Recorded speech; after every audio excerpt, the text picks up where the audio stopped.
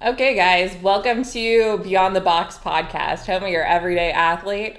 Today, Nikki and I are going to talk a little bit about the CrossFit Games. So They were some good games this year, too. seriously, yeah. It was, I don't know if you guys follow CrossFit, but if you don't follow CrossFit, I tell you, jump into the sport. It's the most amazing sport to, if you want your health and your wellness to just continue to increase, it's the sport that you need to jump into. But the games were great, though. Yeah. Yes, I think what I'd really enjoy talking about is, these games were very different from games that we'd seen in the past. You saw a lot of different movements, implements, just ways of doing things. And I think that's really going to affect our daily lives as a CrossFit athlete, Sure. as a CrossFit coach. Took us back to basics. A lot of it took us straight back to the basics. Yeah. Single unders. Single unders, yeah. And Single pass of a jump rope under your foot. It's not easy. And it's the basics. Yeah. And some of the athletes were tripped up with that movement because they're used to doing double unders where that rope is passing twice. So it changed the whole scope of what they had to do.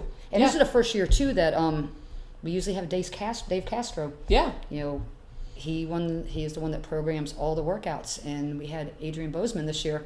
So we saw a whole lot of different movements. Yeah. That sandbag. Yeah. That 240 and 300 pound sandbag that they were picking up. Seriously. And Danny Spiegel. Spiegel. Danny Spiegel. She handled, I think it was 240 pounds to somewhere right around there. Yep. She I want to say she made it effortless, but yeah, no. I mean, She there's. I was recording for that one when we were sitting there watching it, and so I'm watching it, and people in the room are like, "She's gonna get it, but she's gonna struggle." I'm like, "No, she's not even gonna struggle." Now, I love when I can't remember who came up and interviewed her after she won that event, and asked her, how do you train for this? What do you attribute? And she says, you got to eat a lot, and crumble cookie. Yeah. And she's, now we all can't go out and just indulge in crumble cookie all the time. We're not training 6 hours a day like Danny is, but you can have a crumble cookie every once in a while to enjoy it. Yeah. Well, and it's one of those things, like, you have to think, like, your lifestyle dictates how you eat, and, like, those people need some major carbs to keep up with. I mean, the amount of calories that you have to consume to stay healthy as a games athlete is just insane. Yeah, there's a lot of different things we saw this time. Ricky Garrard coming back. Yeah. After a 4-year suspension for performance enhancing drugs. Yeah. And I think what's amazing with his story, he 4-year suspension, and CrossFit made him stay to that 4 years. He wasn't able to appeal it, and CrossFit, okay, I'll let you right back in. It's a 4-year suspension that he was held to. Yeah. And the interview I saw with him after the games, he said, he could have just said, forget it, I'm not going to do this, but he had the exact opposite response. He's like, I got 4 years to train. Yeah. And he came back, and what a show he put on. Yeah. Well, it led to some interesting conversations. Like, we were talking about whether it was almost a benefit in a way to be out of the season for a little bit. We kind of almost see it with Annie a little bit too, like being out of a season. You don't have to focus on those valleys and peaks and peaking for the season. He had 4 years where he was just able to steadily progress without having to go through that pattern of a season. Yeah, it worked for him. Yeah, it worked. And you said the name. You said the name. Annie Thor's daughter. What a amazing athlete she is. She goes from being an individual athlete. No, was it 10, 11 years as an individual athlete, and a successful individual athlete. Yeah. She always did very well, and she podiumed last year. She has a title. And she has the title as world's fittest woman, and then she moves to team competition. Yeah, and they did really well, and I think they had a couple of hiccups because Lauren Fisher had that shoulder injury, and they still finished in the top 5. Yeah, it's just amazing. She's just, and I think a couple of her athletes, the guys, are going to continue to train in Iceland with her because they said the way that she pushed them and made them so much better. Yeah. So it's Con Porter said this is the best he's ever and felt. he looked good too. Yeah, he looked good. He was strong. He looked good. So that's just really goes to show what an amazing athlete and leader she is. And then let's go to Tia. Yeah. I mean, oh my goodness. She last couple of years, I think she pretty much ran away with it. And she went to the last day where nobody could catch her as long as she completed the workouts. Yeah. This year, she fell behind and had to kind of crawl her way back up to that leader's position. And it just goes to show what an amazing mental capacity she has. Yeah. Yeah, most definitely.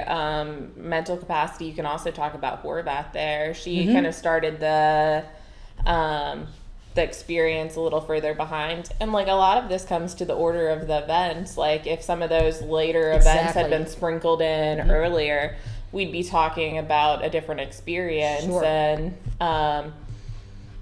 people sitting in in those top spots the whole time versus the kind of fight back and forth that we saw at the beginning of the weekend. Yeah, she was those first events were definitely not in her wheelhouse at all. But once again, these athletes are not just great athletes physically, they're mentally prepared for the challenge that's brought to them. And she could have just said, okay, I'm behind, I'm out of this, and that's not part of her DNA package either. It's like, let's crawl our way, back up. So it was a great games. Justin Medeiros wasn't sitting in the leader's position the whole time. He had to fight the whole time. Yeah. Those guys came in conditioned. And Roman. Yeah. That's a great story. Oh. Was it for the past 5 years? I think something like that. Yeah. I mean, he has at least 4 gotten spots at the games, and just visa issues keeping him out. Get there. Won Dubai this past year, and just phenomenal athlete. So I really enjoyed getting to see him amongst his peers and see how some of those things shake out, and just see how excited he was to he finally himself. Be here. He's not going back either. Yeah? He got his, I think it's a K1 visa. Okay. So he's not going back to Russia right away. So I'm not sure where and who he's going to train with, and I'm not sure if he's going to find one of the bigger gyms with with a lot of games athletes to train with them, or exactly where he's going to settle in at. But he's staying in the U.S. Yeah, there we go. So we'll see him next year, hopefully. Yeah. So kind of flipping back to the implications for the everyday athlete. I mean, we saw changes. We talked about dubs, going back to basics. A lot of running in that. So we all need to start running. Because we got more running. We got swimming in a pool, which hasn't really been a thing before, which I think is really cool because, like, we have locally here in Florida the Vanguard competition that incorporates a pool wad. So it's kind of cool seeing that pop up at various levels of the sport. And there's pools, local pools we can all jump in and train. Yeah. Florida's a little different. We can't jump into a lake and swim like they can up north. Yeah, unless you want that. Unless you want a little challenge. You might swim faster. That gator just might make you move a little faster, but we're set up to be able to train like that, which is it's really pretty much year-round. Your ears might get cold in the winter months, but I can the tell water's still swimmable. They say the pool at the Y, the indoor pool, is heated, and I believe them. But the room around the pool is not heated, so when you get out, you're back to it's a little chilly, but you can pretty much swim all year. But for the everyday athlete, it's CrossFit's for everybody. Yeah. And it's get everybody healthy. And if you watch what they do in the games, that's what's happening at different levels inside your local CrossFit gyms. Yeah. Yeah, one thing, I need to go back and watch more of the age group because I just couldn't follow so many stories. But that strict pull-up event, I loved seeing that in there. Back to the basics. As a test. It's something that I'm working on with weighted. I was able to strap that little dumbbell or kettlebell over there to a plate. So 31 pounds since I used that dumbbell. I know 31's weird, but that's okay. 26 plus 5. It's 31. That's awesome. Right there. That's awesome. And that's what's cool about CrossFit too. You can go to your local box and train. There's all the CrossFit gyms, you have a coach that's taking you through everything. They're making sure that you're scaling properly, that you're staying safe. But the cool thing about CrossFit, you can do it inside your garage. So like we talked, the everyday athlete outside, beyond the box. This is a box that's been created. Yeah. You know, so you can walk right outside your door. Yeah. Whenever you want to pick up a barbell. Yeah. And you pick up that barbell and you do your work. Yep. Strap your puppy to a sandbag and go about your workout. That's it. Yeah. So it's CrossFit's for everybody. So I always say check out your local gym. You can build your own gym. There's so many different things you do, but the CrossFit Games show you those are the athletes that they're not just they're going beyond testing their fitness. And for CrossFit athletes or everyday athlete, we're just trying to make ourselves healthier. Yeah. And well and conditioned, for everyday life. Yeah. And I mean, I think mentally to challenge ourselves. Oh, sure. Just find those things that you can work towards goal-wise and give yourself wins. I mean, absolutely. Life is hard. Create moments for yourself. Create moments. There we go. We're going to create moments. So, all right, guys. Thanks for joining us again. We'll be back with some local athletes, and we'll talk about how they go about training and what makes them happy and sets them on fire. Yeah. Thanks for joining us. All right. See ya.